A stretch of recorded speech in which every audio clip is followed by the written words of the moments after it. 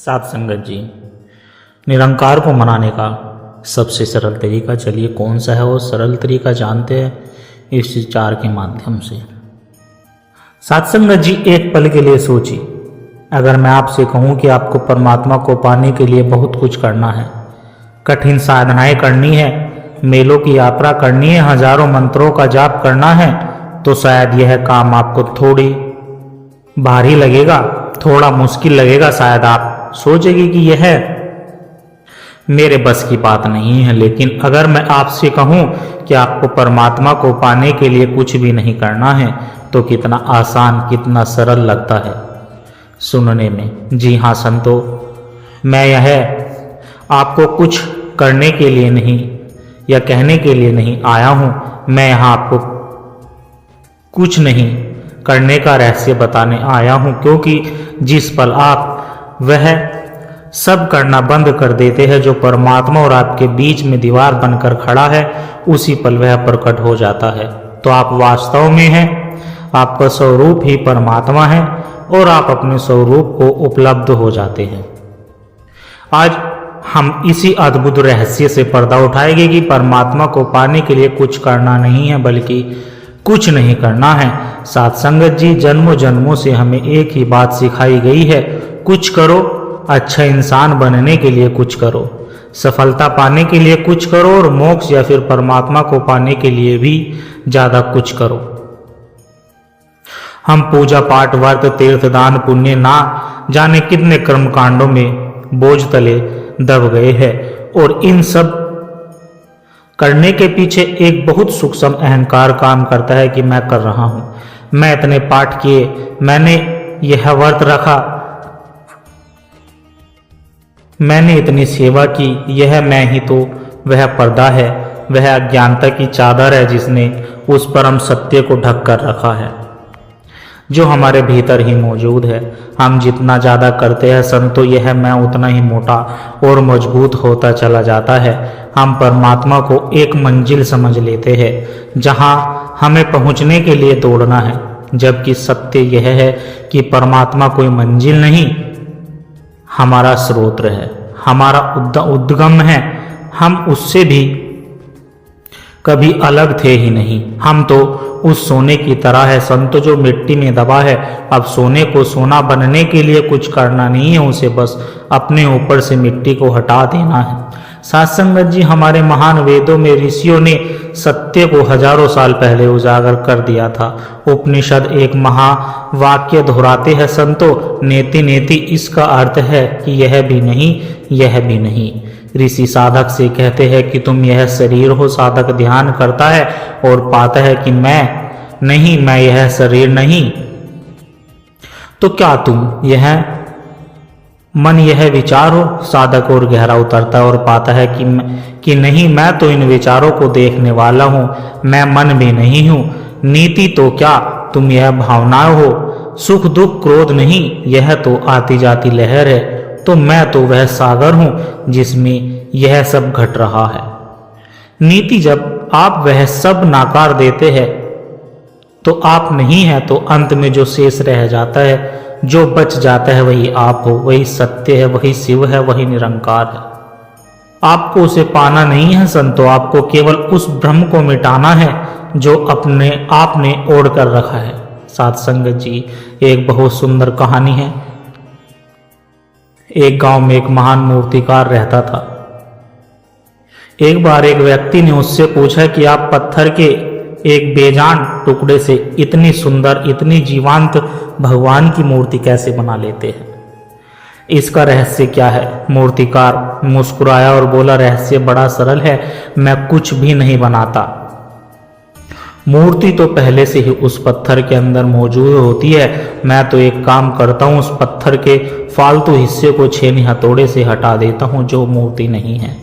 जैसे जैसे फालतू पत्थर हटता जाता है, मूर्ति अपने आप प्रकट हो जाती है।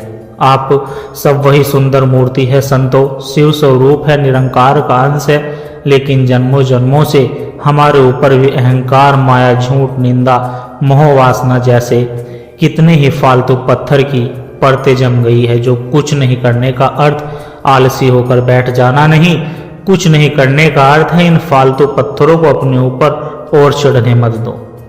जो परते चढ़िए उन्हें धीरे धीरे उतारने दे। कुछ नहीं करना मतलब झूठ मत बोलो, निंदा मत करो, किसी का दिल मत दुखाओ, अहंकार मत करो, मोह और आसक्ति मत रखो, माया में मत फंसो, अधर्म मत करो। जो चीजें इस परमात्मा से दूर करती है उन सभी चीजों को मत करो। आप बस यह नकारात्मक कर्म करना बंद कर दीजिए। आप चोरी करना छोड़ दीजिए। आपको ईमानदारी करनी नहीं पड़ेगी। ईमानदारी आपका स्वभाव है, वह प्रकट हो जाएगी। आप नफरत करना छोड़ दीजिए। प्रेम करना नहीं पड़ेगा। प्रेम आपका स्वभाव है, वह बहने लगेगा। तो साथ संगत यात्रा कुछ बनने की नहीं बल्कि जो आप नहीं है उसे मिटाने की है। यह यात्रा कुछ पकड़ने की नहीं बल्कि जो व्यर्थ पकड़ा हुआ है उसे छोड़ने की है। लेकिन साथ संगत यह छोड़ना कैसे है? इस ना करने की कला को जीवन में कैसे साधना है और इस पूरी यात्रा में एक पूर्ण सद्गुरु की कृपा का क्या महत्व है, इन सभी गहरे प्रश्नों पर हम विस्तार से चर्चा करते हैं। तो साथ संगत जी, अब तक हमने यह जाना कि परमात्मा को पाने के लिए हमें कुछ जोड़ना नहीं बल्कि सिर्फ घटाना है। उन परतों को हटाना है जिन्होंने हमारे असली स्वरूप, हमारे शिव तत्व को ढक रखा है। लेकिन यहाँ एक स्वाभाविक प्रश्न उठता है, यह सब छोड़ना कैसे है? यह ना करना कैसे संभव है? मन तो आदतों का गुलाम है। क्रोध आ ही जाता है, चिंता हो ही जाती है, किसी के बारे में बुरा विचार मन में तैर ही जाता है। हम कोशिश करें कि भी इन सब से कैसे बचे? यह तो करने से भी ज़्यादा मुश्किल लगता है। साथ संगत जी, इसका उत्तर बहुत ही सुंदर और सरल है। बड़े ध्यान से सुनना। आप अपने मन को एक बगीचे की तरह समझिए। इस बगीचे में प्रेम, करुणा, आनंद, शांति के सुंदर फूल खिलने की क्षमता है। यह इसका स्वभाव है। लेकिन साथ ही इसमें चिंता, नफरत, निंदा और अहंकार की खरपतवार भी उगती है।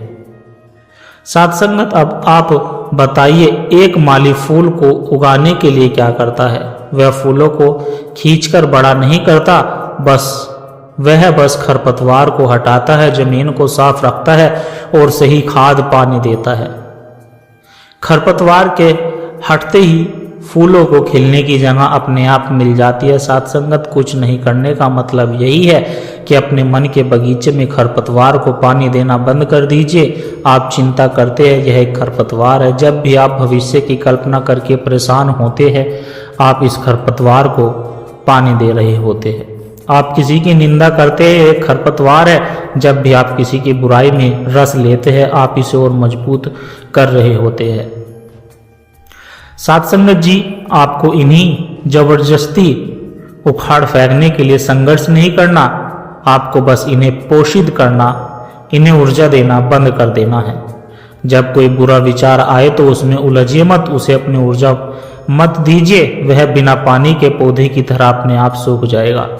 साथ संगत जी, महान संत कबीरदास जी ने कितनी सरलता से इस सत्य को समझाया है। उन्होंने कहा है, बुरा जो देखन मैं चला, बुरा ना मिलिया कोई, जो दिल खोजा आपना, मुझसे बुरा ना कोई। साथ संगत जी, इसका अर्थ है कि जब तक हम दुनिया में बुराई खोज रहे हैं, हम खरपतवार को ही देख रहे हैं, उसे ही अपनी ऊर्जा दे रहे हैं। जिस दिन हम यह समझ जाते हैं कि सारी समस्या, क्रोध, घृणा, निंदा हमारे ही भीतर से उग रही है, उसी पल हम उसे पोषित करना बंद कर देते हैं। हमारी दृष्टि बाहर से हटकर भीतर की ओर मुड़ जाती है। यही है कुछ नहीं करने की साधना। श्रीमद् भागवत गीता में भगवान श्री कृष्ण अर्जुन से कहते हैं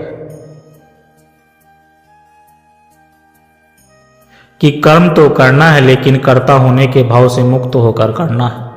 जब आप यह मानकर कर्म करते हैं कि मैं कर रहा हूं, तो अहंकार की परत मोटी हो जाती है। और जब आप यह समझ जाते हैं कि सब कुछ उस निरंकार की सत्ता से हो रहा है, तो आप कर्ता नहीं रहते, आप निमित्त बन जाते हैं। तब आपके कर्मों में बोझ नहीं होता, संतो एक सहजता होती है, एक प्रवाह होता है। तब आप चोरी, निंदा, झूठ जैसे कर्म कर ही नहीं सकते, क्योंकि यह कर्म अहंकार से पैदा होता है। और जब मैं ही नहीं तो यह कर्म भी नहीं। लेकिन साथ संगत जी, यह सब कहना जितना आसान है अकेले करना उतना ही मुश्किल है। मन की इन आदतों पर परतों को हम अपनी सीमित शक्ति से नहीं हटा सकते। यह ठीक वैसा ही है जैसे कोई व्यक्ति अंधेरे कमरे में हो और बार बार फर्नीचर से टकरा रहा हो।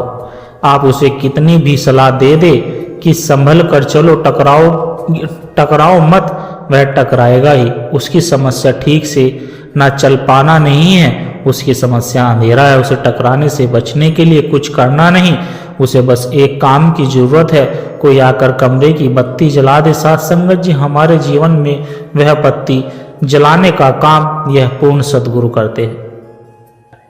सद्गुरु हमें कोई लंबी चौड़ी क्रिया नहीं बताते, वह हमें इस निरंकार का बोध कराकर ब्रह्म ज्ञान देकर हमारे भीतर का अंधेरा ही साफ कर देते हैं। जब ज्ञान का प्रकाश हो जाता है तो हमें साफ साफ दिखने लगता है कि क्या खरपतवार है और क्या फूल। हमें पता चल जाता है कि चिंता, नफरत, अहंकार सब अंधेरे के साथ ही है। साथ संगत जी, सद्गुरु की कृपा से जब हम इस निरंकार से जुड़ जाते हैं तो नकारात्मकता को पोषित करने की हमारी आदत अपने आप छूटने लगती है। यह एक जबरदस्ती का प्रयास नहीं बल्कि एक सहज रूपांतरण होता है। जैसे सूरज के उगते ही अंधेरा अपने आप मिट जाता है, उसे भागना नहीं पड़ता, वैसे ही ब्रह्म ज्ञान का सूर्य उदय होते ही अज्ञानता का अंधेरा और उससे जन्मे सारे विकार अपने आप मिटने लगते हैं। तो सत्संगत जी, आज से यह बोझ उतार दीजिए कि परमात्मा को आपको पाने के लिए कुछ करना है, आपको कुछ बनना नहीं, क्योंकि आप पहले से ही वह है। आप शिव है, बस जीव होने का अभिनय बंद कर दीजिए। आपको बस कुछ करना नहीं है, निंदा नहीं करनी, चिंता नहीं करनी, अहंकार नहीं करना है, नफरत नहीं करनी है, अधर्म नहीं करना है, माया में नहीं फंसना है, असाक्ति नहीं रखनी किसी से। बस इतना ना करना साध लीजिए, फिर जो बचेगा वह प्रेम होगा, आनंद होगा, शांति होगी, वही आपका असली रूप होगा, वही निरंकार है। यह मुक्ति का, मोक्ष का सबसे सरल और सबसे सीधा मार्ग है जो सद्गुरु की कृपा से हमें मिला है। अपने स्वरूप में स्थित हो जाइए, संतो यात्रा पूरी हो जाएगी। इसलिए परमात्मा को पाने के लिए कुछ करना नहीं बल्कि कुछ नहीं करना है। साथ संगत जी, दास बड़ा ज्ञानी है, कुछ भी बोलता है।